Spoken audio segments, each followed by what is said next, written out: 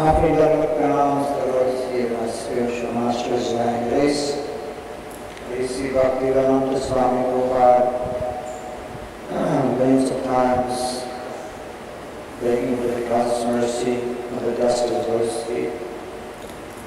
And also offering my Dharmic pronouns to the Lord's feet of my successor Master Guru, Sri Bhaktivedanta Swami Maharaj, also begging for his causeless mercy from the dust of the Lord's feet. And to all Vaishnava Acharyas, in the line of Shri Chaitanya Mahaprabhu's Gaudiya Vaishnava Sampradaya, and while Vaishnavis who have come to the Radha Govinda Gaudiya Math, the anniversary celebration, first year anniversary celebration here in Houston, Texas. So, this is the final day, I believe, of the Bhagavad Sapta. So, generally the 10th canto is the Samabhana. There, the glories of Radha and Krishna are brought to limelight by Srila Sukadeva Goswami. And he is, of course, disciple of his father Vyasadeva. Vyasadeva is the literary incarnation of the Lord, was put everything down in writing. And under the order of Sri Narada Muni, he exalted the position of Radha Krishna to where he is truly established as the Paramgati, the supreme goal of life, to hear, meditate, chant the glories of their praying vilas. But before one can enter the understanding of the glories of Radha Krishna, the preliminary cantos of Srimad Bhagavatam, wherein the katha of Dhruva Maharaj, Prithvi Maharaj, Bharat Maharaj, Narada Muni, and Ambarish Maharaj, so many kathas are there, so that the actually the living entities can become purified and free from their material contaminations from heart. Then the pastimes of Radha Krishna will not elicit really any mundane considerations in the mind. Because if one hears pastimes of Radha Krishna, that simply excites one's mundane lust, then he has not sufficiently prepared himself to hear Leela Katha of Radha Krishna. So therefore we should go through initial chapters of Bhagavatam and not just rush to the 10 cantos to Krishna of the Lord, which are given especially in 5 chapters. Brahma Gita, Brahma Gita, and so on. One follows the process properly under the guidance of Shri Guru, then you'll be able to relish and enjoy the loving sweet pastimes of Radha Krishna and understand it is completely transcendental to any mundane material considerations.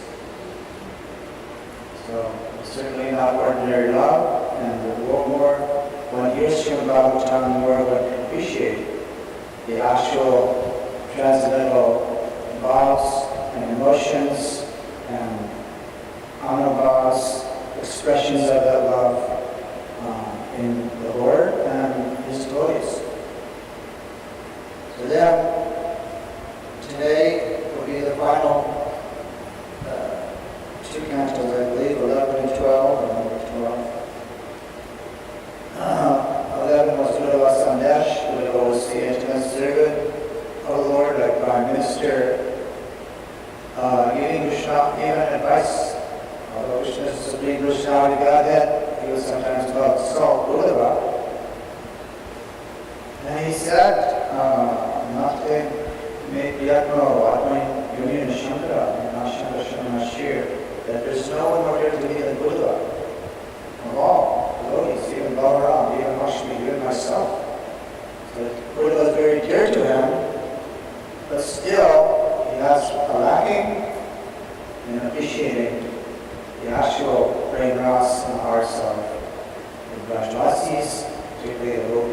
Therefore Krishna gave him order, you go to Raj and see my parents, and also the cowherds and cow girls.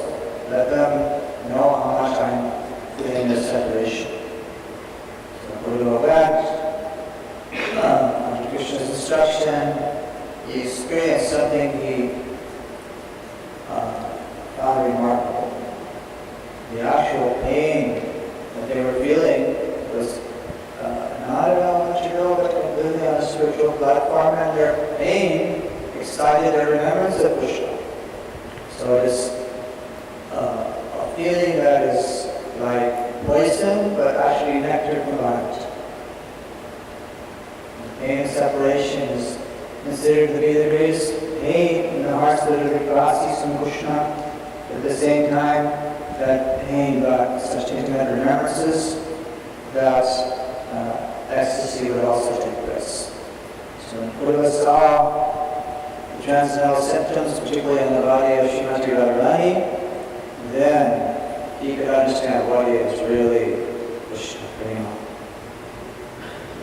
I tried to understand. Actually, Srila Buddha said he actually couldn't. He was failed to pass the exam to understand and complete the course to actually imbibe that love of the gopis that they were feeling in Vikrama.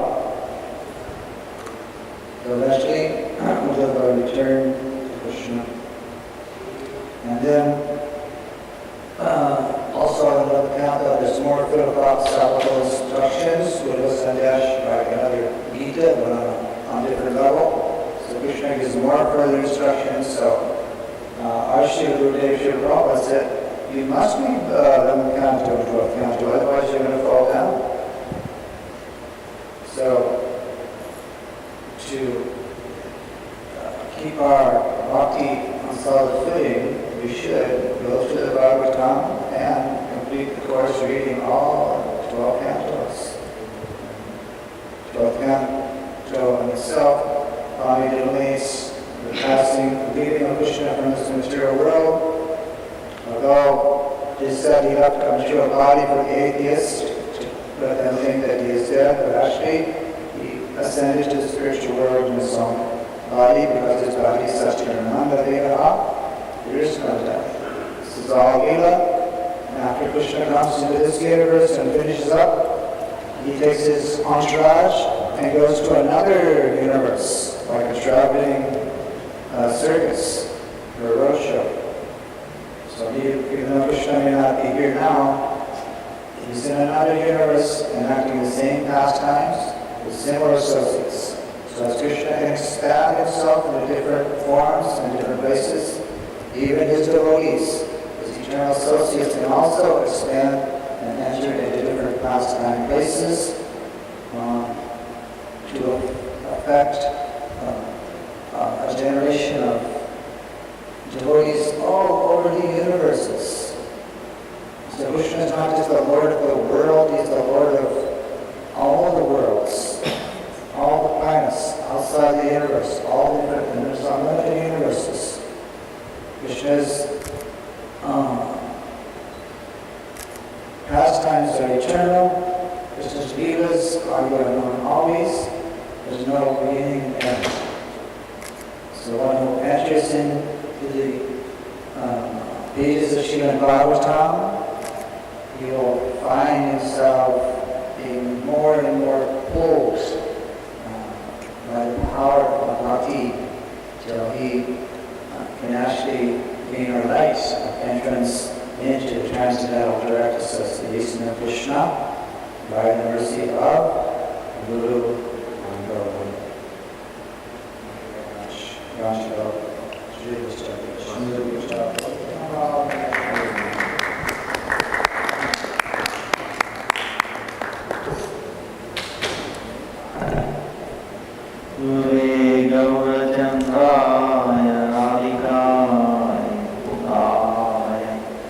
Krishnaya Krishna Bhattaya Tattvaaya Namo Shri Guru Charana Kamalam Vande Ramana Prasthaya Bhutale रूपामूर्तिं नारायणं नमस्ते गुरुदेवाय सर्वसिद्धिप्रदाय सर्वमङ्गलरूपाय सर्वानन्दविदाय हे श्रीगुरो ज्ञानदीनबन्धो स्वनन्ददातः करुणैकसिन्धो वृन्दावनवासी नमितावतार प्रसीद राधाप्रणयप्रचव जगन्नाथगुरो संसारवन्य दग्धं मां कालदष्टं च त्वामहं शरणं गतं राधासन्नुतं शक्तिं सखितं त्वामहं सततं वन्दे गुरुसंसखिं भक्त्या वीणापरालक्ष्मै चित्तस्य कामादितरङ्गमध्ये शरणं प्रपन्न वृन्दे नमस्ते चरणारविन्दम् जय नवद्वीप नवद्वीप पाषण्डजैकसिन्धु स्वनाम संख्या जपसूत्रधारी चैतन्यचन्द्र श्रीचैतन्य मनोभीष्टं स्थापितं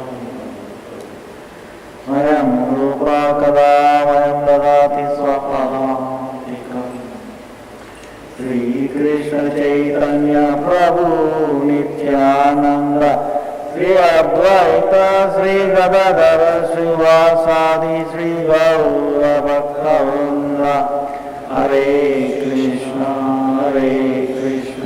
Krishna Krishna Hare Hare Hare Ram Ram Ram Hare Hare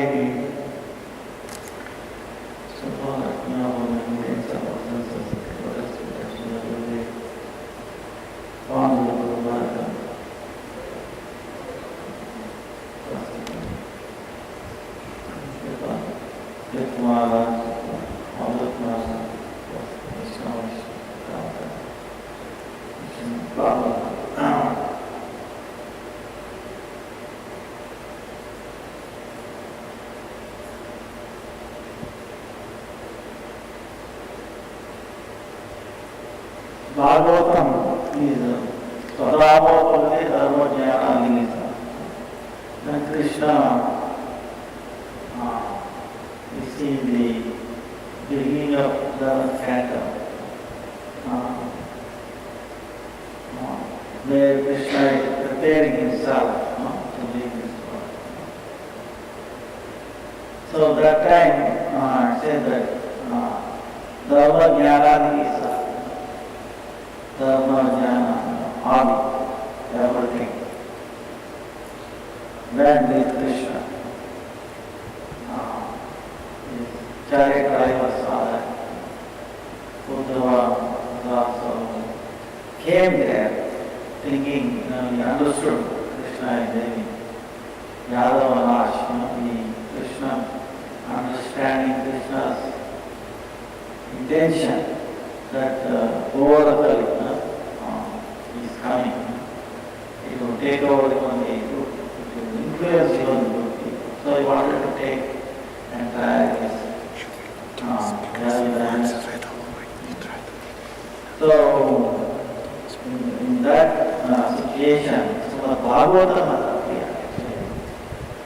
Bhagavatam is not different from Gita. Without that, I don't know what would have happened. Kali would have immediately taken over, influence. So by always in touch with Srimad Bhagavatam, the essence of Bhagavatam, that then we will not be touched by the prabhava, the influence of Kali. Avidya, right? With the avidya, influence of avidya makes us what is untruth appears like truth. What is anitya, what is anatma. So that is the power. So it's like how one cannot find darkness in sun, right? Darkness cannot be found. Krishna Surya, Maya Randa. So Krishna, in the presence of Surya, there cannot be any darkness.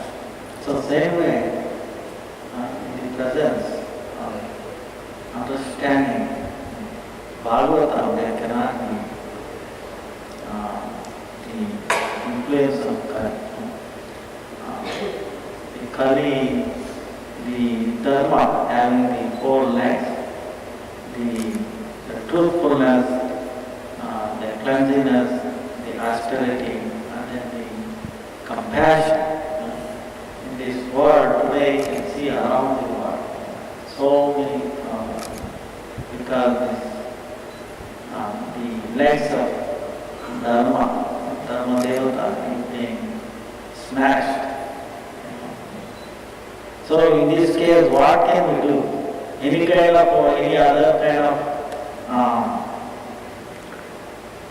arrangements will be actually incomplete and will not be successful unless we imbibe the essence of Srimad Bhagavatam.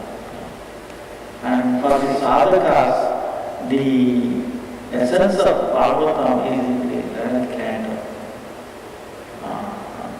11th canto of sadhakas is very, very important. As Madhu Maharaj was indicating, how the importance of the teachings of Krishna even to Uddhava is so essential. Yes, Krishna, Narada Muni talking to Vasudeva, in that he reveals the pastimes of the Nimi Maharaj yesterday. Tirthamala so beautifully explained. Then the Uddhava Gita, Avanti Brahmana story, the Amsa Gita, so many amazing tattvas there. One time, the four Kumars, they were questioning their father Brahma. Oh father, oh Brahma, father, please tell us, we have one doubt. What is that? The mind goes to the sense objects through the indriyas, right? Through senses. Now, we are in a very precarious situation because to get the bhakti, we have to cut off the senses. The mind should be concentrating on the Lord's pastime. But what happens? We open our eyes, the mind goes to the sense objects through the eyes, right? Like, of course, seeing and looking and seeing is different, but it's so fast seeing. You can imagine a supercomputer behind each eye. Really, most powerful computer than what we can think of. It's so fast. It looks like we are seeing, that we are looking. So that is the power of the indriyas in the mind. So powerful. So they are telling it immediately goes into the object, the mind through the eye. And if I close, again it is thinking of what we have seen, yesterday, day before, millions of lifetime, all that memory. So it is so difficult, seems like, cutting off. Cut off the sound, that relation. Please help us. How we can understand that? This question asked by the four Kumars, the father of Brahma. So then Brahma said, he prayed to the Lord, "Oh Lord, you answer, please come, you answer my children's question." He prayed and sincere. So Brahma's answer is always answer. Krishna. So Krishna came in the form of the Hamsa. Hamsa is the avatar of the transcendental, the bird, swan. And so Brahma, as soon as he approached, he understood, he can see Lord appear, and then he paid. And because the father also paid obeisance, his children also paid obeisance. But then they asked the Hamsa, Swan, please tell us who you are. Who are. Then Hamsa talked. That is not a proper way. Because when your father paid obeisance, you should not understand well. But if you have asked me how to disengage mind from the sense objects, I will answer that. See, nobody has told Hamsa this question. Of course, no knowledge, everything. There is nothing outside of him. He is aware of everything. Only thing is we forget that he is aware of everything that he exists. That is the problem. So the Bhagavatam, especially 11th canto, bringing us to that point. Yesterday Maharaj was saying the question of the Kavi. What is very dear to the Lord? Most dear, what is Dharma? That when we think we are independent, that's when the Maya.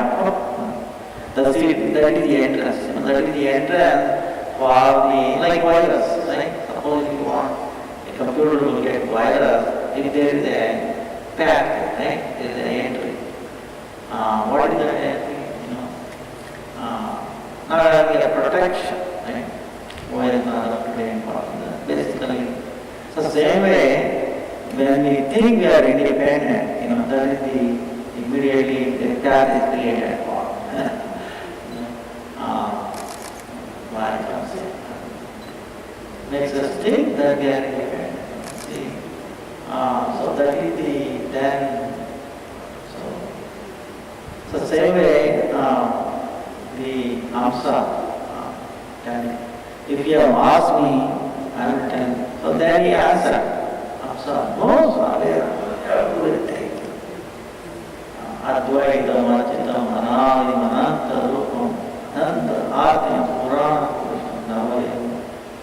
So, he is Andantara Saparavanu Jayantas. That's why Hamsa. If you offer that, both the objects of the senses and the mind to me,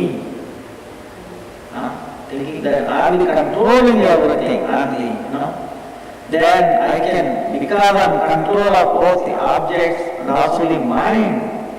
I can cut the connection. Right? One who has control of both, then I will do that. So you have to offer both to me.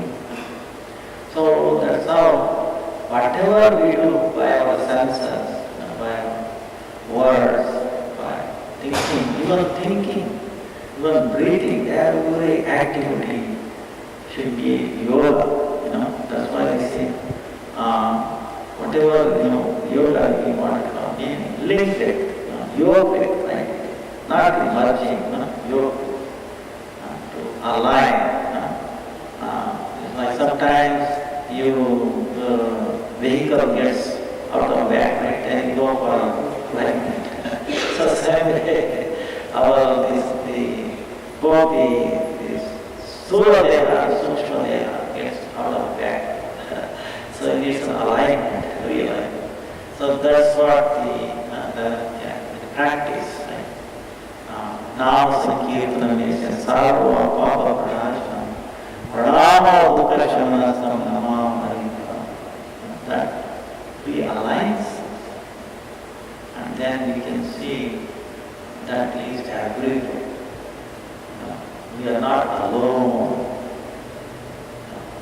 We were never independent.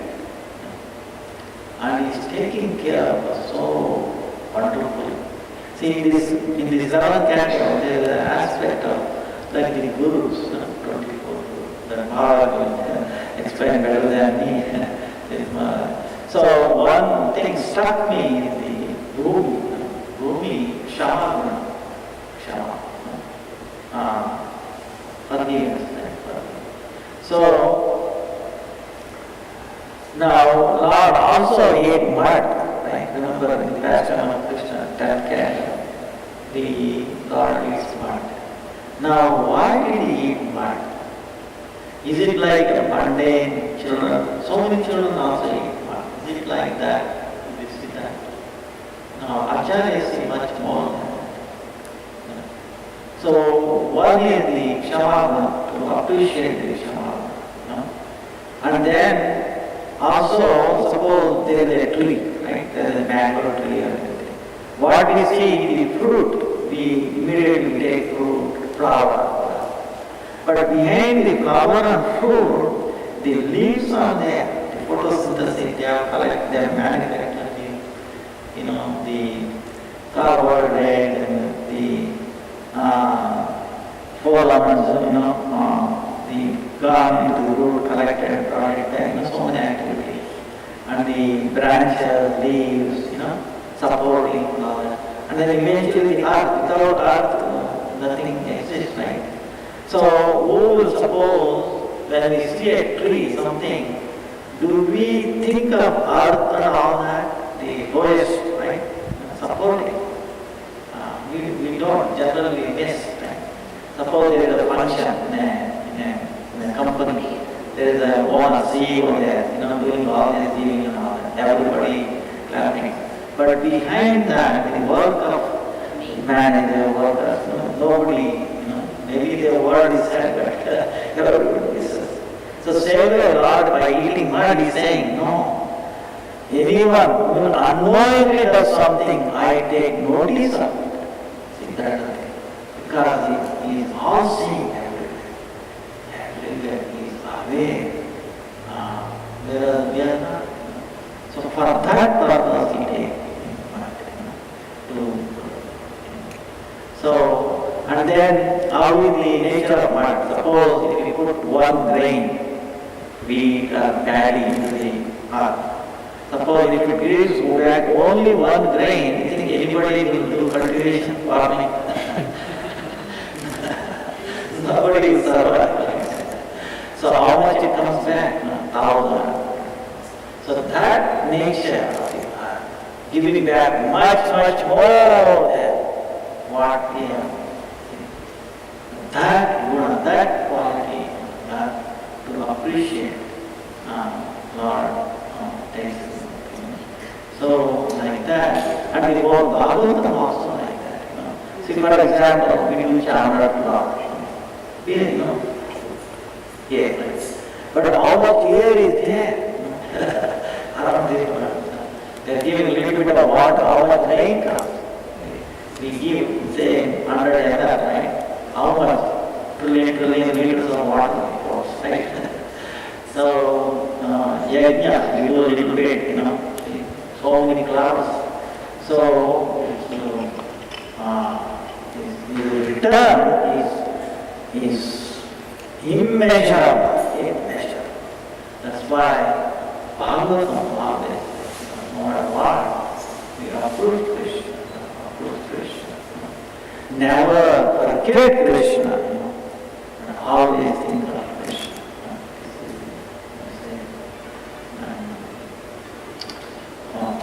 Namaskar.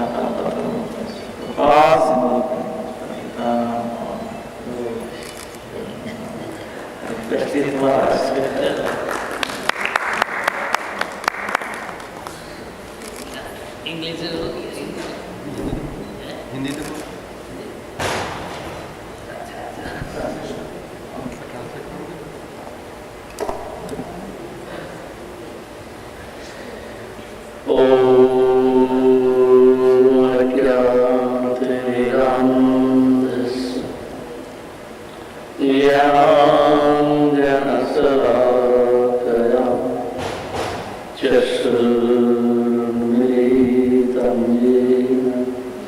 तस्मै श्री गुरवे नमः। गुरवे गौरचन्द्राय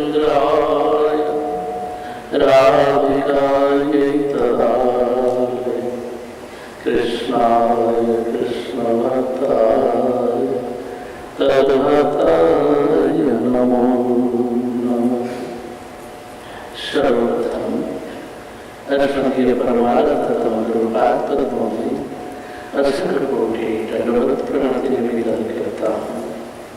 तदनंतर उपस्थित पूजनीय वैष्णववृंद, पूज्य बात श्री भक्तिवेदांत दंडी महाराज, परम प्रेमपाद श्री भक्तिवेदांत अवधूत महाराज, समस्त वैष्णववृंद, माताएं, भाइयों बहनों सभी को मेरा प्रणाम। अभी आपने सुना है श्रीमद् भागवत की कथा कई दिनों से चल रहा है और धारावाहिक रूप से जिस भगवान श्री कृष्ण को पाने का क्या उपाय है, इस विषय पर परिचय महाराज ने जो प्रश्न किया था उसके उत्तर में 11वां स्कंद है, जिसमें निमी नवयोगेंद्र संवाद का वर्णन हुआ और कृष्ण उद्धव संवाद है। श्री नारद जी ने अति संक्षेप में ये बताया जो भगवान श्री कृष्ण की आराधना ही सनातन धर्म है। यदि हमने कृष्ण का भजन नहीं किया और दुनिया का सब कुछ करते हुए भी सनातन धर्म पालन नहीं हो पाया, यह व्यर्थ चला गया। कृष्ण की भांति करते हुए उन्हीं के प्रति अनुराग इतनी भांति जिससे कि भगवान खींच करके अपने हृदय में आ जाए और भगवान के दर्शन मिले। इसके साथ माया से बाहर जाने का उपाय गुरु आश्रय कर विधिवत भगवान की पूजा अर्चना, भागवत धर्म की शिक्षा, यही सब करें। इससे ही क्या होगा कि भक्ति में हम आगे बढ़ेंगे। भक्ति के द्वारा हम भक्ति को लाभ कर सकते हैं। जब एक दूसरों में मिले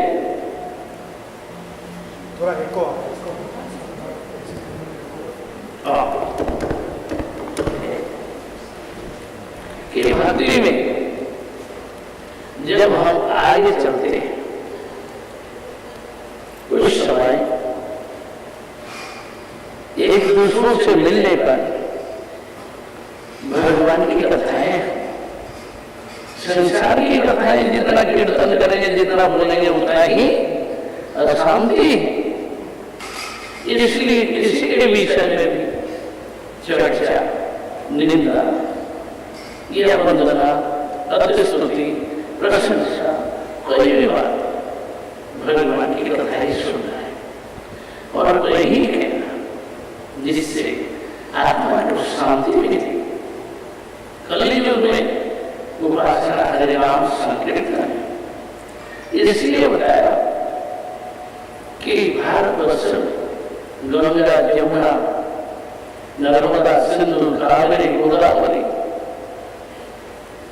आदि नदियां हैं। उन नदियों में स्नान करने पर हृदय पवित्र होता है, पाप का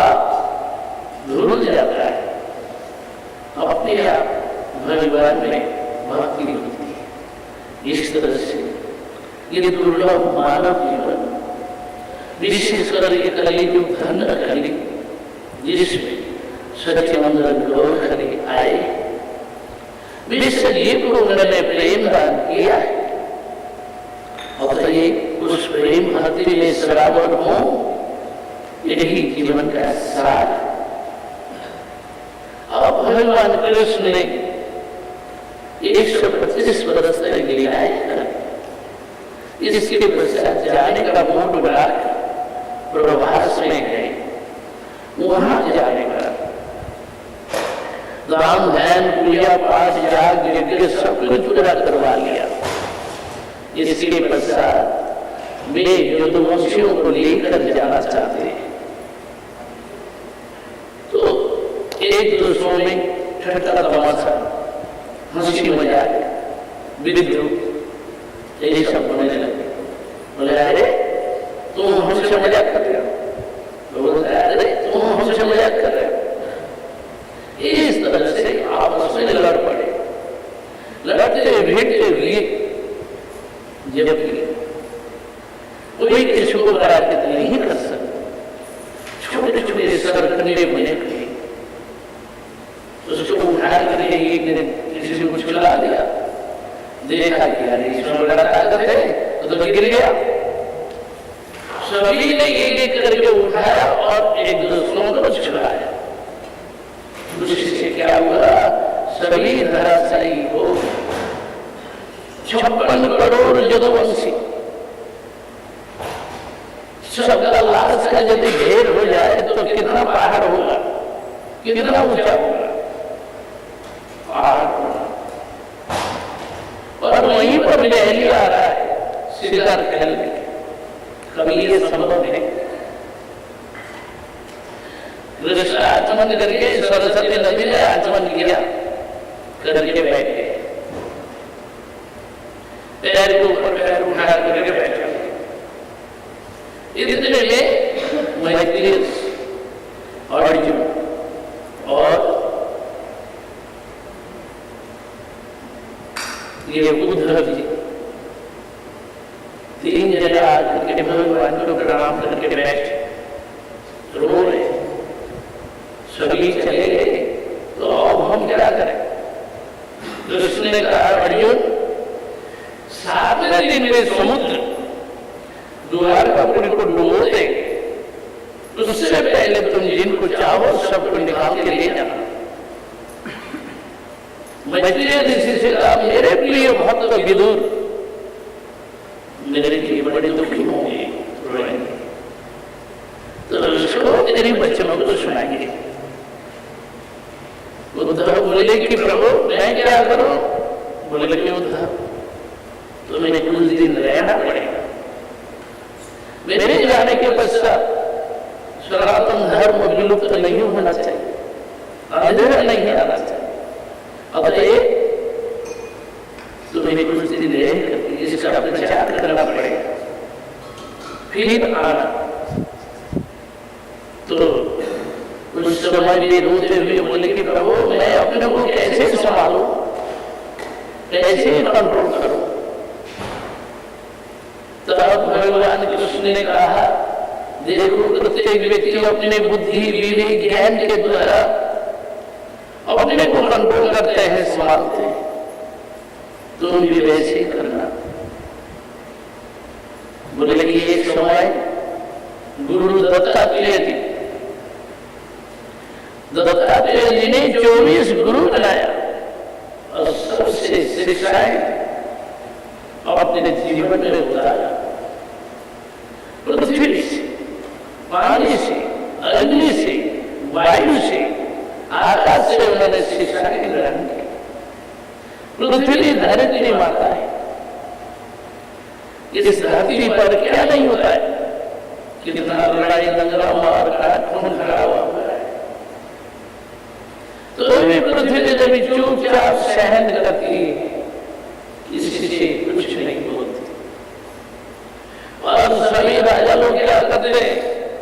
वीर भोग्या वसुंधरा, ये वसुंधरा वीरों की भोग्या है, अतः ये हमारा भाग है, आपस में लड़ते हुए फिर उसी में समा जाते हैं, धरती में मृत्यु को वरण कर लेते हैं।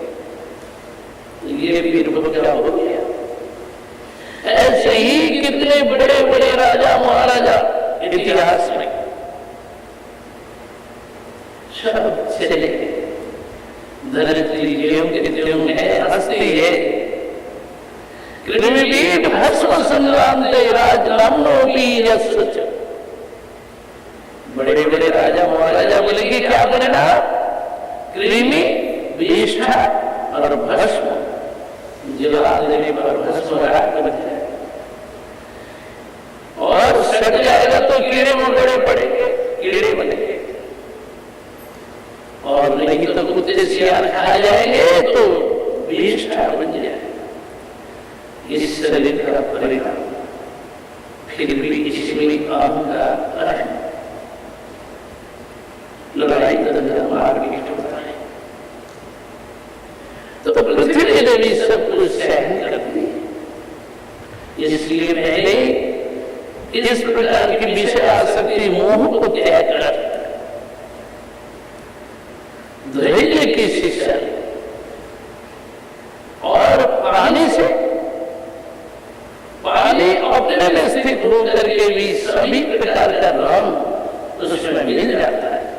मीठा, कड़वा, खारा, नमकीन, चाहे कुछ भी, सभी कुछ पानी में मिल जाता है। फिर भी पानी अपने में स्थित है, पानी का अपना टेस्ट है, अपना कलर है, उसको कोई कुछ नहीं बिगाड़ सकता। ऐसे साधुओं के जीवन में हमें इस प्रकार रहना है कि अपने में स्थिर बने रहना, सबके बीच में जाते हुए आते हुए भी स्थिर बने रहे, कभी विचलित नहीं।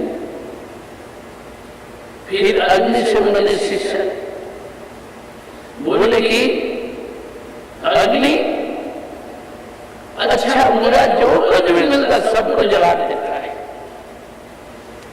ऐसे ही जीवन में सुख आता है, दुख आता है, सभी कुछ डाइजेस्ट करना पड़ेगा।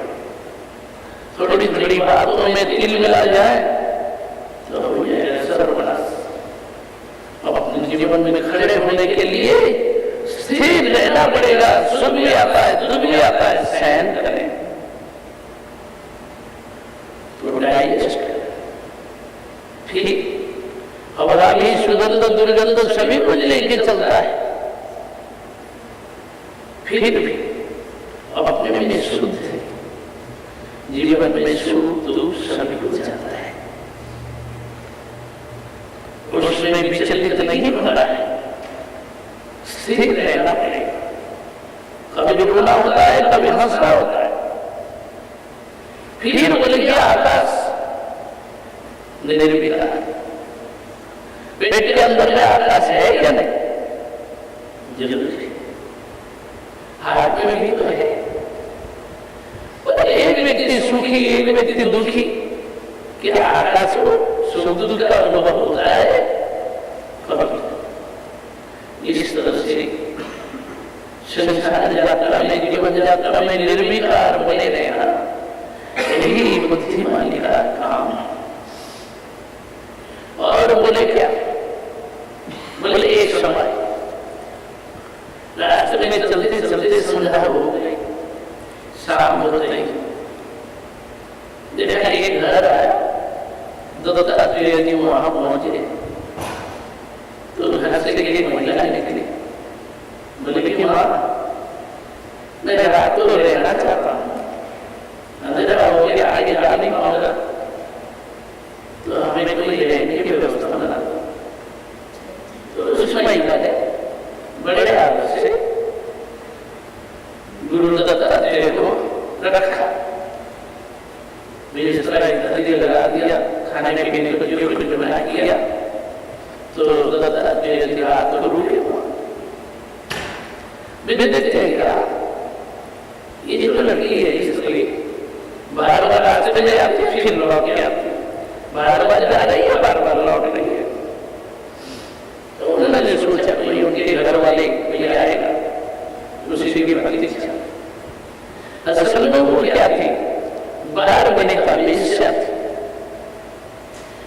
पुरुष के लिए प्रतीक्षा करती रही, कोई आएगा पैसा ले जाएगा, परंतु काफी रात तक कोई नहीं आया। तब वो क्या बोलती है, आशा ही परमं दुखम नैराश्यम परमं सुखम। संसार में आशा भरोसा कामना वासना यही चरम दुख का कारण है। जितनी इच्छाओं को मन से निकाल दें, फ्री रखें, तो उतना ही शांति है। नैराश्यम परमं सुखम। निराशा को कहा कि परम सुख, इसलिए कामना वासना को त्याग, भोग की लालसा, भौतिक सुख की लालसा त्याग दे, मन से निकाले, तब शांति बनी रहे। तो दत्तात्रेय जी बोले मैंने ये शिष्य ले, उससे फिर क्या हुआ, दूसरे दिन सुबह और तैयार हो गए जाने के लिए। तो उसको बुलाया, तो आकर के चरणों में गिर कर कहने लगे, गुरुदेव मैं जीवन में पतिता हूं, मेरे संग में पड़ करके कितने लोग भ्रष्ट हो गए, मेरा जीवन ही गलत वृत्ति का है, अब मेरा उद्धार करें।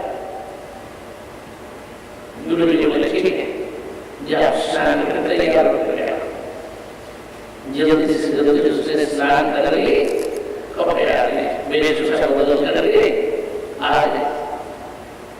गुरु जी ने उनको, दत्तात्रेय जी ने कृष्ण मंत्र दिया, देख करके बोले लो अब भजन करो, ये सब वृत्तियां छोड़ो, तुम्हारे पास सब कुछ मिलेगा, सब कुछ आ जाएगा, कोई चीज की कमी नहीं, और ये सब गलत भावना में मत जाना, भजन करो। तो भगवान का भजन करने लगे, सेवा करने लगे। कृष्ण स्वयं करे उद्धव को कि देखो उद्धव, उसने गुरु जी की बातों को मान करके उसने भजन किया, जीवन में कोई कमी नहीं हुई, अंत में मुझे प्राप्त नहीं किया।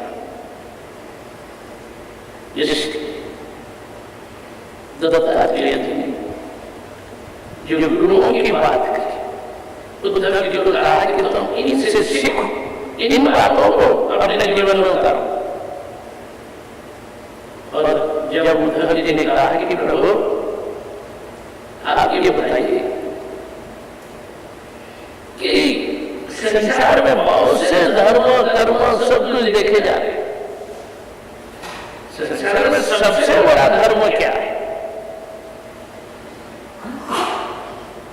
कि देखा जा रहा है कि कितने संप्रदाय, कितने अखाड़े, ऐसा कोई साधु नहीं जिसका विचार भिन्न नहीं हो, जिसकी बातें अलग नहीं हो, सभी कोई एक मत में एक निर्णय पर नहीं आते, सब अलग अलग तरीके से बोलते हैं। ऐसा क्यों, और इनमें से कौन सा श्रेष्ठ है, अच्छा है, ये बताइए। तब भगवान कृष्ण ने कहा कि देखो उद्धव, कालेन नष्टा प्रलये वाणी इयं वेद संगीता मयादौ ब्रह्मणे प्रोक्ता धर्म जस्सा मदात्मकम। जब संसार का प्रलय हो गया, उस प्रलय के पश्चात सृष्टि करने के लिए मैंने ब्रह्मा जी को प्रकट किया था, और उस ब्रह्मा जी को मैंने उपदेश सुनाया, वेद ज्ञान उसके हृदय में विस्तार किया। उन्हीं के मुख से ही वेद, उपनिषद, पुराण, इतिहास सभी शास्त्र निकले। और ब्रह्मा जी ने क्या किया, उस ज्ञान भंडार को उन्होंने अपने पुत्रों को, नाती पोती को इस तरह से सबको दिया। परंतु धीरे धीरे जैसे संसार में प्रजाएं वृद्धि हुई, तो लोगों में भावना भी अलग अलग हो गई। बोले क्यों, प्रकृति वैचित्रा, कि प्रकृति के विचित्रता के कारण ये प्रकृति क्या है?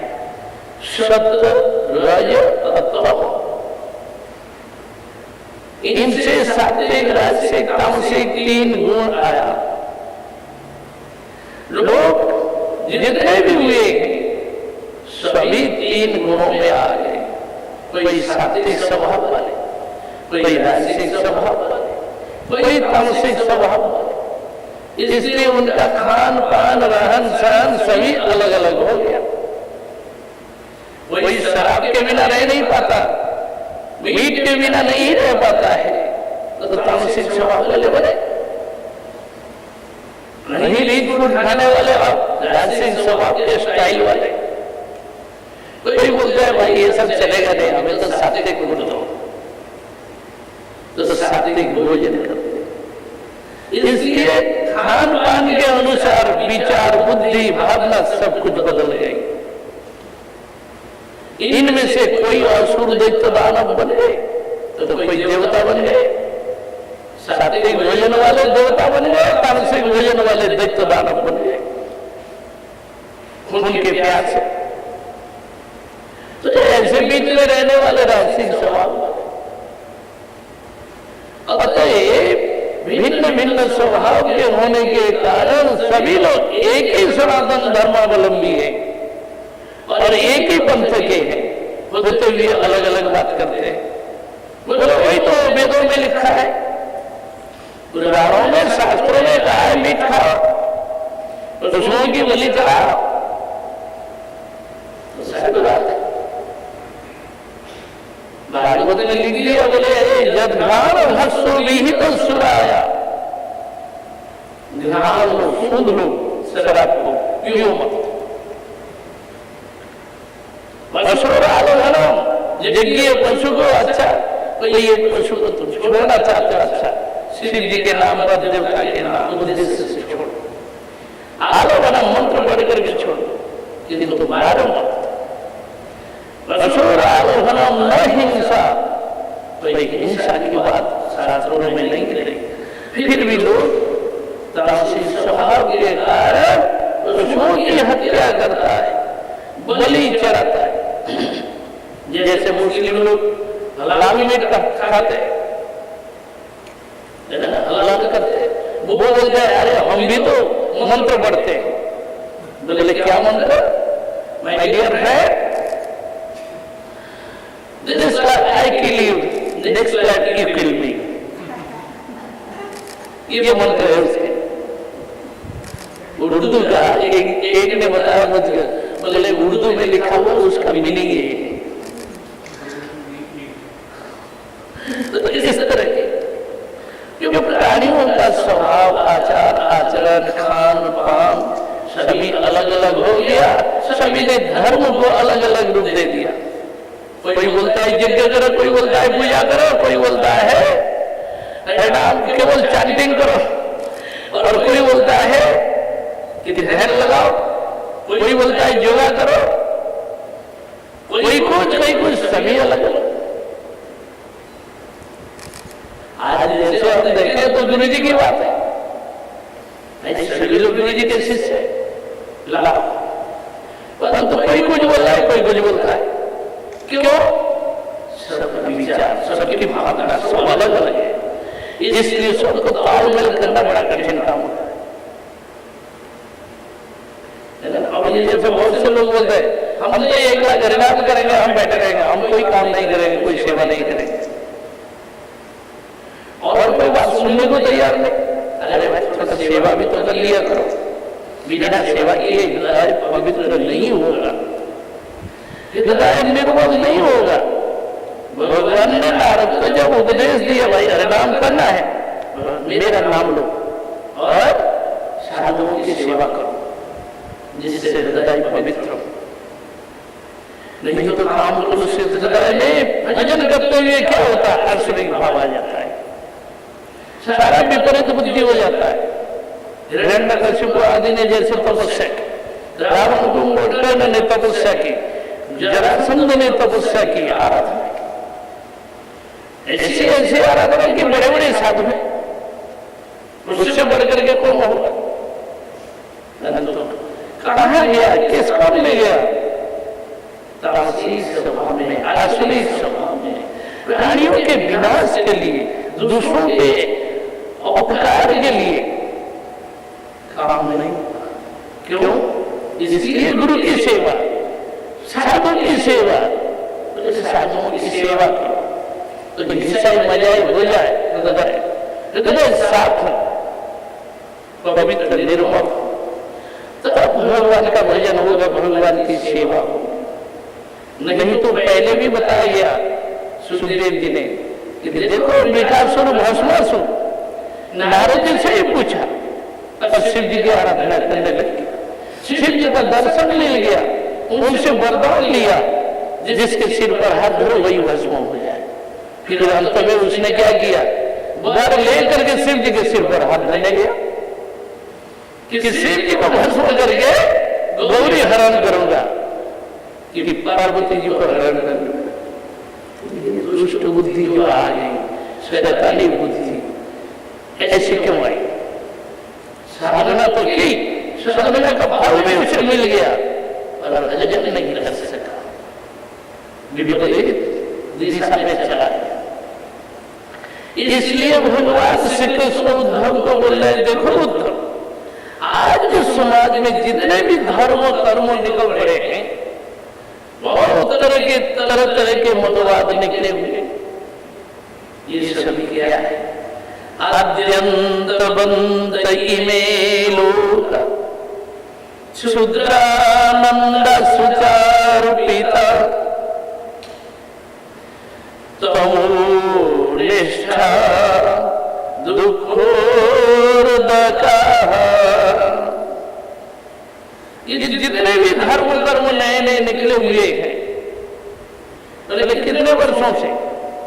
कोई 10-20 वर्ष पहले, तो कोई 50, कोई 100 वर्ष पहले, कोई 200-250 वर्ष पहले, कोई 2000 वर्ष पहले, कोई 2014 वर्ष पहले, ऐसे ऐसे सब है।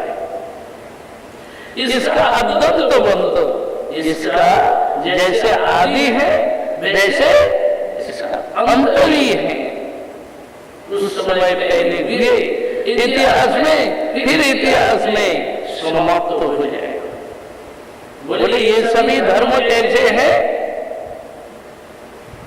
दुखोर्दका तमोनिष्ठा, परिणाम में दुखदायी, बड़ी तामसिक निष्ठा, पशुओं की हिंसा, प्राणियों की हिंसा करके धर्म कर्म करते हैं।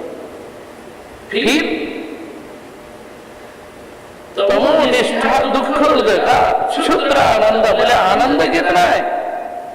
थोड़ा सा, कुछ भी। सुचार पिता, देखिए उन लोगों के फेस की तरफ देख लीजिए कि कैसे है, खुशहाली में है, आनंद में है या निरानंद में। एक व्यक्ति को देखने से ही पता लग जाता है कि वो व्यक्ति खुशहाली में है या दुखी है, फिर इस पर ही सब कुछ जाता है।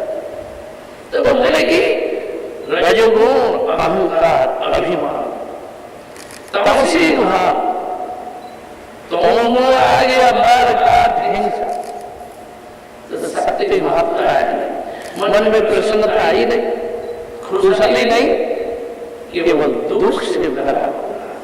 इसलिए कृष्ण बोले कि उद्धव, ये सभी धर्म कर्म धर्म नहीं है। वो धर्म क्या है? निष्किंचन, जो निष्किंचन है, अकिंचन, साधारण सिंपल जीवन, अनंत भाव से जो मेरी भक्ति करते हैं, माया मोह संसार की आसक्ति जिसने त्याग दिया है, उन ऐसे भक्तों के जीवन में क्या होता है? सर्वा सुखमय दिशा दिशा, बोले उनके लिए सभी दिशाएं सुखमय हो जाता है। जिधर को जाए, जिधर को देखे, सब आनंदमय, खुशहाली। ऐसे जो मेरे अनंत भक्त है, संसार में रह करके कोई भी वस्तु की चाह नहीं करता।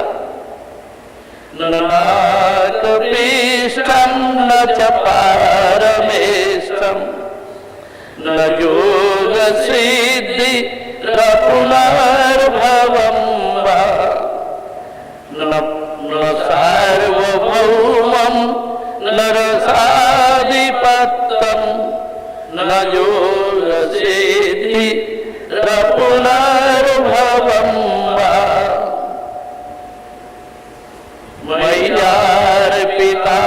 मय्यार्पितात्मेच्छति मदवीनन्न। बोले स्वर्ग, बोले नहीं चाहिए। परमेश्वर ब्रह्मा का पद यह भी नहीं, पाताल का आधिपत्य वो भी नहीं, और योग सिद्धि सार्वभौम पद कुछ भी नहीं चाहिए। वे मेरे बीच में समर्पित हो करके दूसरा को चाहते थे।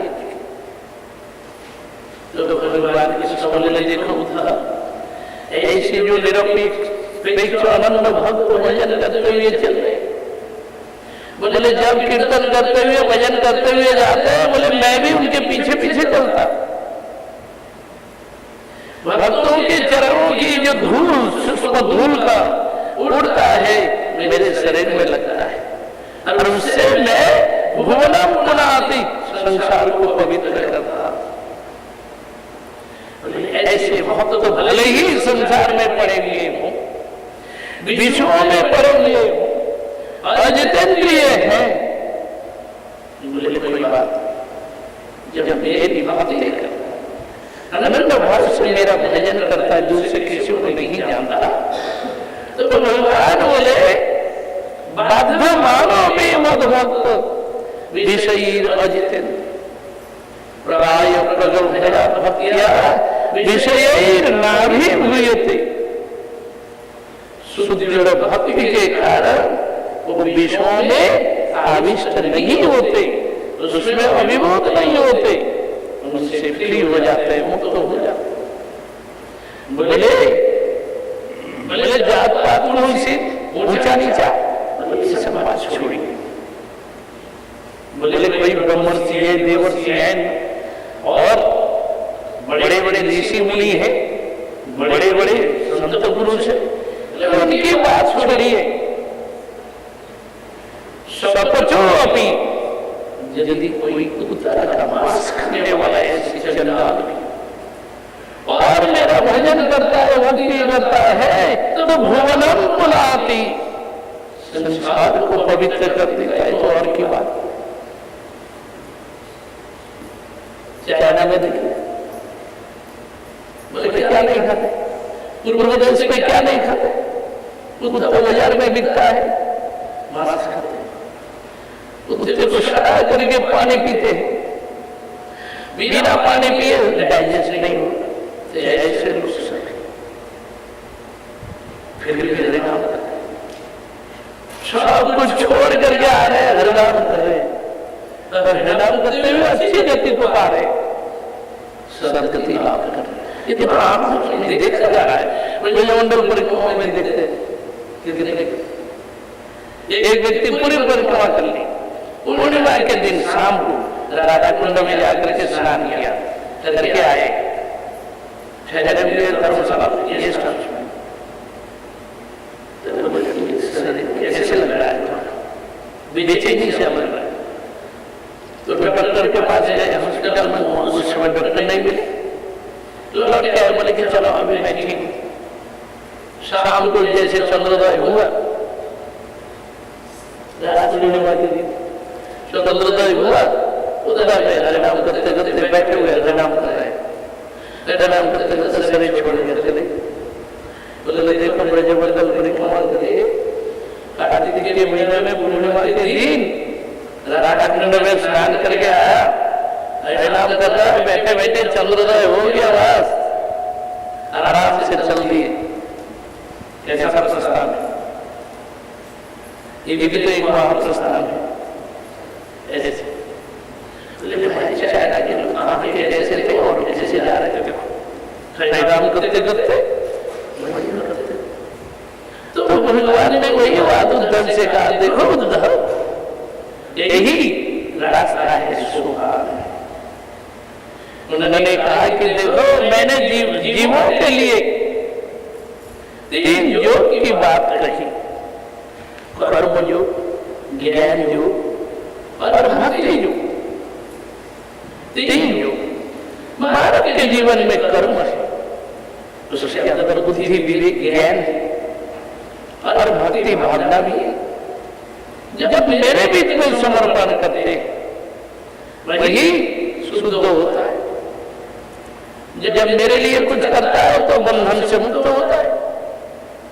दुनियादारी के लिए, केवल संसार के लिए करता है तो उसमें बंधन होता है। जितना जो कुछ संसार के लिए, अपने लिए, घर गृहस्थी के लिए करेंगे वहां बंधन का कारण। जब वही सब कुछ मन प्राण हृदय समर्पण कर दिया मेरे लिए करता है तो वो मुक्ति का कारण। ये गीता के कर्म योग। फिर ज्ञान योग में क्या बता रहे कि हे अर्जुन, बहुनाम निर्मलामन्ते ज्ञानवान माम प्रपद्यते वासुदेव सर्वमिति स्वमहात्मा सुदुर्लभ। एक ज्ञानी पुरुष भटक रहा है, बोले घूमो, बहुत से जन्मों में घूमते रहते, ब्रह्म को ढूंढ रहा है, परमात्मा को ढूंढ रहा है, पर कोई ब्रह्म या परमात्मा कोई दया करने वाले नहीं है, जजमेंट देने वाले। ऐसा कर्म किया वैसे फल होगा। परमात्मा जजमेंट देने वाले जज है। ब्रह्म निराकार निर्विशेष है, बोले कि हमारे पास कोई दया माया नहीं है, तो हमारी बातों की कोई सुनवाई नहीं होगी। तो सुनते हो भगवान बंसी विलास, वो सुनते। इसलिए वे बोले कि देखो भक्ति भाव के द्वारा कोई व्यक्ति मेरे बीच में मन को दे दिया, हृदय को दिया, मेरी भक्ति करने लगे, मेरी सेवा पूजा करने लगे। ये अपने से नहीं होता है तो जो करते हैं कम से कम कुछ दे रहे हैं। बोले भाई ये सेवा में लगा, पूजा में लगा। इतना भी नहीं होता तो बोले हाथ जोड़ करके एक बार प्रणाम करो, चलो हम अपना लेते हैं। मामे वैश्यसी, मुझे प्राप्त करोगे, कोई संशय नहीं। सब धर्मों को छोड़ करके मेरे पास आ जाओ। ये तो भगवान ने कहा। तो भगवान कृष्ण ने जैसे गीता में अर्जुन को उपदेश दिया वैसे उद्धव को भी कहा कि देखो उद्धव, यही 3 योग है मुझे पाने के। फिर क्या? जब तक जीवन में साधु संग नहीं होता तब तक भक्ति नहीं मिलती। बिना साधु संग के भजन करके हम पा जाएंगे, कभी नहीं होगा।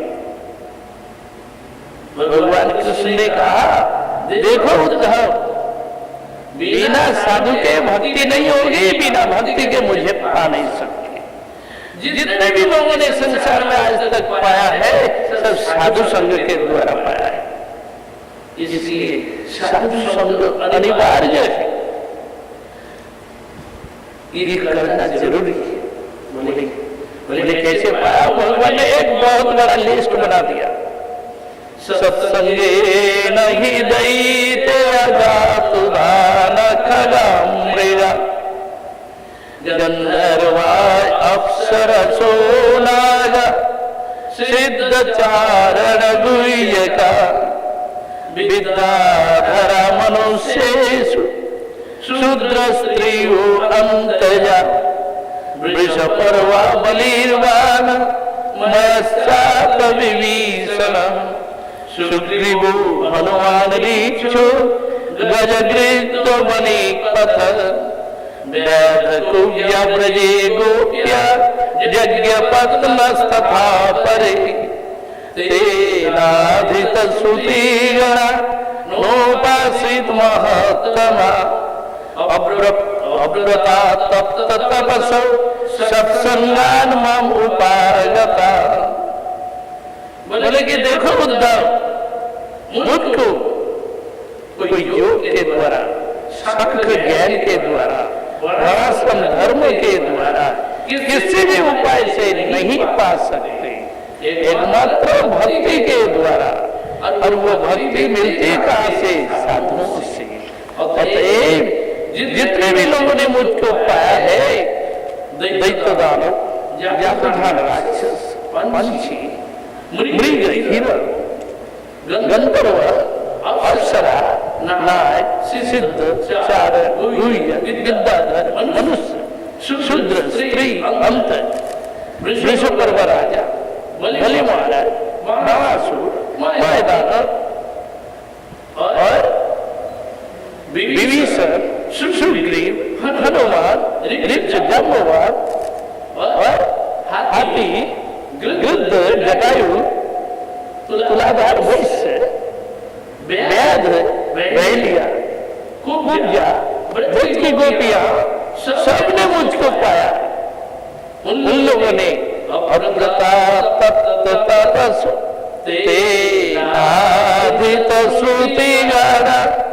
उन्होंने कोई वेदों का अध्ययन नहीं किया और कोई नोपासित महोत्तमा बड़ी बड़ी उपासना नहीं की।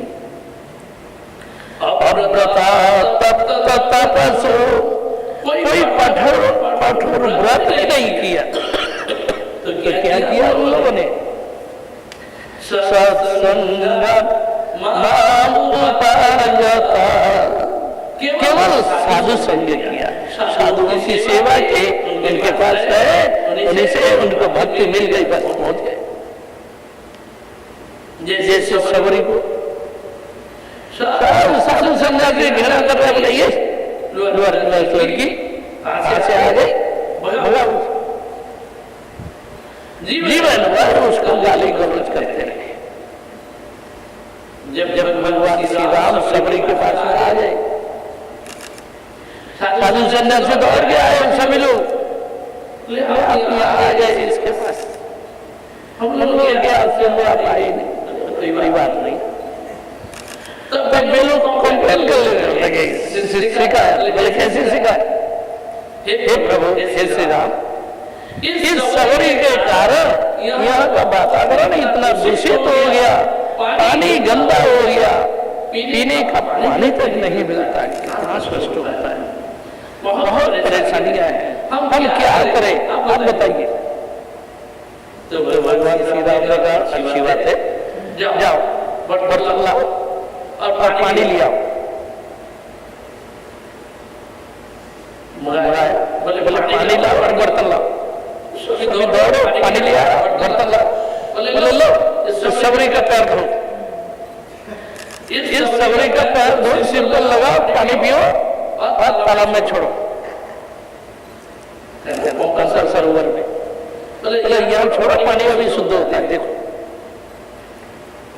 जिंदगी के सामने भाग भी नहीं सकते, कुछ बोल नहीं सकते, बड़े चक्कर में फंस गए। अंततः सबरी का पैर धोना ही पड़ा, धो करके गेहूं पानी छोड़ा, बस पानी शुद्ध, एकदम निर्मल पवित्र, जो सभी रामायण की कथा है। तो ऐसे भगवान कृष्ण बोले कि देखो, बिना साधु की कृपा के भक्ति संभव नहीं, तथा साधु संतों की सेवा करना पड़ेगा। और साधु संतों की सेवा करना भी बड़ा कठिन काम है, वह आसानी से नहीं देंगे और ठगबाजी करके ठग देंगे, बोले जाओ हटो, सेवा करने आएंगे। इस तरह की और क्या बोले? तब भगवान ने कहा कि देखो उद्धव, साधु कैसे? जिनके अंदर सद्गुण है वही साधु है। कृपालु, अकृतद्रोह, सत्सार, समो, सच बोलने वाला, किसी से शत्रुता न करने वाला, समदर्शी, निर्दोष, बदान्य, बड़े उदार, अति कोमल स्वभाव के, पवित्र स्वभाव के, साधारण जीवन वाले, फिर कृष्ण का शरण लिए हुए, लिमिट भोजन करने वाले और फालतू बात नहीं बकते, इस तरह के। कवि दक्ष मौनी बकता है, सुचतुर है, सभी विषयों में, सभी कामों में एक्सपर्ट है, मौनी है। तो इस तरह के व्यक्ति जो है साधु होते हैं। तो फिर कृष्ण बोले, देखो उद्धव, ये तो साधुओं के गुण है, मेरा आश्रय लिया, इसलिए इनको साधु कहा जाता है। केवल इन गुणों से नहीं होता है। जब संसार में दोष, विधि, निषेध, गुण, दोष सब कुछ त्याग कर मेरा आश्रय लेता है और मेरा भजन करता है, वही व्यक्ति उत्तम साधु कहलाता है। परंतु ये उद्धव, ये तो साधु है पर अभी वैष्णव नहीं है। ऐसे क्वालिटी वाले कितने मिलेंगे? कृष्ण का भजन करने वाले, आश्रय लेने वाले, ऐसे बहुत से साधु मिलते हैं, बड़े बड़े वक्ता, बड़े बड़े साधु, परंतु उन्होंने कोई गुरु आश्रय किया या नहीं। वैष्णव गुरु का आश्रय लिया जिसने और भगवान की सेवा पूजा करता है, उनको वैष्णव कहा जाएगा। वृंदावन में देखिए बड़े बड़े नामी नामी साधुओं का मंदिर है। बोले भाई भगवान की पूजा होती है या नहीं? बोले नहीं। अभी जितना साधु लोग जैसे जय गुरुदेव थे, इतना बड़ा विशाल पर कोई मूर्ति नहीं है, वहां कोई सेवा पूजा होती नहीं है। सभी लोग हंसते हैं, बोलते हैं ये तो मस्जिद बना है। अभी जैसे वृंदावन का एक नामी मंदिर देखिए, लाखों व्यक्तियों का भीड़ इसको फेल कर दिया प्रेम मंदिर में। इतना चमत्कार, लोग जाते हैं, आए रहे, दौड़ रहे। अच्छा वहां सेवा पूजा होती है या नहीं? बोले भाई कुछ नहीं, दिखावे को कुछ रखे हुए हैं, परंतु भक्ति भाव नहीं, सेवा पूजा नहीं, भगवान का भजन नहीं, पर कथा कीर्तन बहुत कुछ होता है। तो वैष्णव किसको कहे जाएंगे? जिसने गुरु जी से, वैष्णव गुरु से मंत्र दीक्षा ली, भगवान की सेवा पूजा करता है और सबके प्रति यथायथ व्यवहार करता है, भगवान में सुदृढ़ भक्ति, उनको वैष्णव कहा जाएगा। बोले प्रेमी किसको कहेंगे? बोले जिसके अंदर कृष्ण के प्रति अनन्य ममता है, वही प्रेमी। बोले प्रेमी कौन? जैसे हनुमान जी, पांडव लोग। फिर बोले उद्धव तो कृष्ण ने कहा, बोले कि प्रेमी शिरोमणि कौन है? प्रेमिका शिरोमणि बोले ब्रज की गोपियां। इसलिए कृष्ण बोले, देखो ब्रज गोपियां जैसे मेरे विरह में आगी न त्रिशूल सुखा है, जीवन में कोई सुख नहीं देखा, कोई खुशहाली नहीं देखी, मेरे बीच में आविष्ट नहीं। ऐसे ये गोपियां, तुम्हें यदि पाना है, कुछ पाना चाहते हो, उन गोपियों के चरणों में आश्रय करो, उनके धूल का आश्रय करो, उस भाव में डूब जाओ। यही जीवन का सार। इस प्रकार भगवान ने बहुत बातें कही। फिर अंत में क्या बोले? पढ़तो जगह तत्व समस्त कर्मा, कोई एक मरणशील मानव गुरु जी का आश्रय, जितने परिमाण में अपने को समर्पण करता है भगवान के चरणों में और गुरु के चरणों में, भगवान क्या करते हैं? उसे अपना लेते हैं। फिर विचित्र स्थितियों में उनके लिए विशेष कुछ करते हैं। क्या विशेष? उनके चिन्मय स्वरूप को प्रकट करते हैं। चिन्मय स्वरूप है वो तो ये फिर प्रकट, जैसे एक बीज है, सीड है, एक छोटा सा सीड, उसमें से अंकुरित होकर के पौधा निकलता है, फिर बड़ा होता है, समय पर एक दिन फल फूलने लगता है। इस प्रकार भगवान भक्तों के जो आत्मा है उसको ऐसे विकसित करते हैं, अंकुरित होकर के धीरे धीरे वो बड़ा होता है। फिर भजन करते करते निष्ठा रुचि आसक्ति में पहुंचता है, तब उसके अंदर में भावना जागृत होती है कि हमें कृष्ण की कैसी सेवा करनी है। कोई माता के भाव से पुत्र भाव में, तो कोई प्रिया प्रियतम के भाव में, कृष्ण मेरे प्रियतम, इस भावना से उनकी सेवा पूजा करते। तो ऐसे करते करते जब प्रबल उत्कंठा तृष्णा बन जाती है कि एक दिन मुझे डायरेक्ट सेवा करनी है, प्रभु मेरे हाथ से खाए, मुझसे बात करे, हंसे नाचे कूदे, हमारी तरफ चले। तो भगवान ऐसे भक्त को अपना लेते।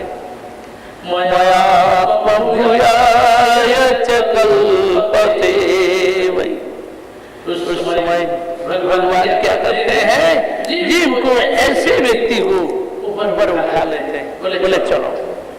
तब तो उनको परिकर बनाएंगे। किसी से शादी करना होगा तो बात तो होती है, पहले सगाई तो होती है, बहुत तरह की बातें परीक्षा होती है, देखी जाती है, तब उससे शादी करते। तो भगवान किसी को प्रिया के रूप में वर्ण करेंगे, किसी को माता के रूप में वर्ण करेंगे, किसी को सखा के रूप में वर्ण करेंगे, तो उसका भी तो जांच पड़ताल करेंगे या नहीं। जब भक्त परिपक्व हो गए हैं तब उनको हाँ ये मेरी प्रिया बनने योग्य, ये मेरे माता बनने योग्य, चले इनको हम अपना ले। तब भगवान उन्हें अपना लेते हैं, नित्य धाम में चले जाते हैं। इस प्रकार जो कोई व्यक्ति भगवान का भजन करता है, इस रूप में पार होते हैं। इसलिए 12वें स्कंद में सुखदेव जी महाराज ने क्या बताया, बोले कि महाराज ये कलिकाल सारे दोषों के खान है, इसमें कहूं क्या, सभी प्रकार के दोष होते हैं, एक महान गुण है कीर्तनादेव कृष्णस्य मुक्त बंध परम ब्रजे। कृष्ण का कीर्तन करते करते जीव संसार के बंधन से मुक्त होकर परम धाम को चले जाते हैं।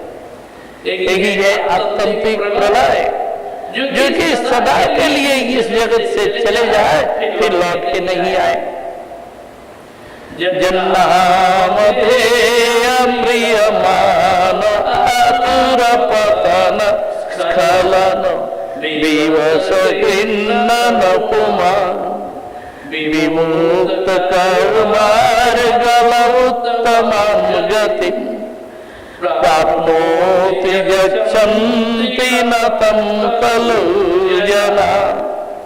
भगवान श्री हरि के नामों का कीर्तन कर रहे हैं, बोले आकाश से गिर रहे, कहीं एक्सीडेंट हो रहा है, कहीं पानी में डूब रहे हैं, बड़ी विपत्ति में और प्राण निकलने वाला है, क्या करेंगे।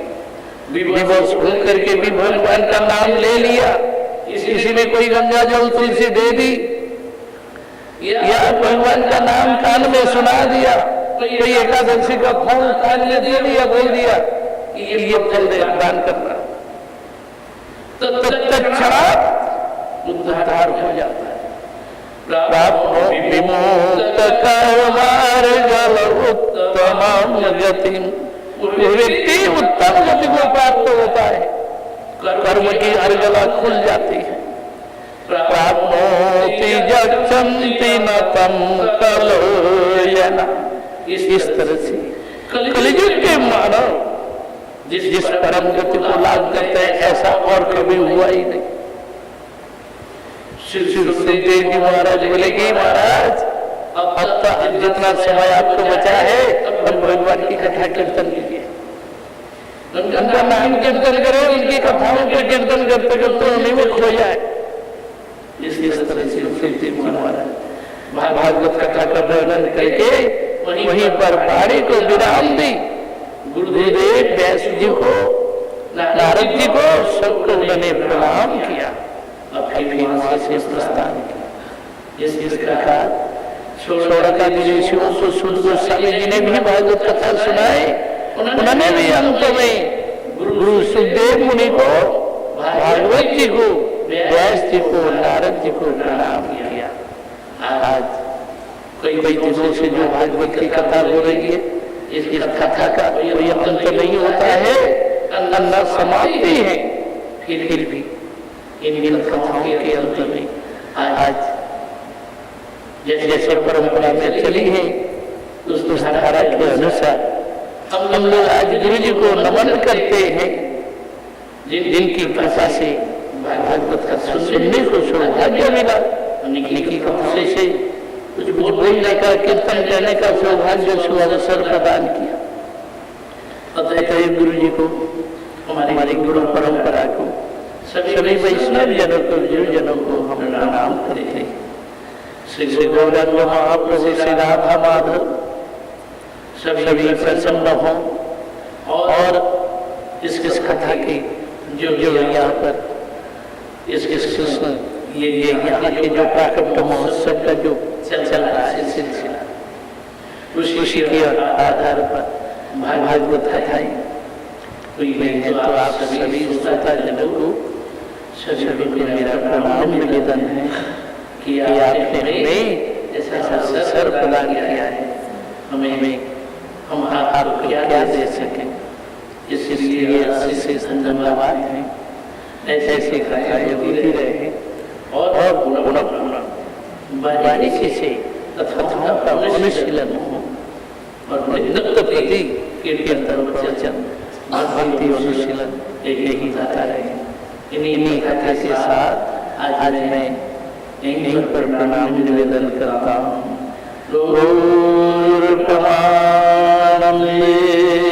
हरि हरि बोल।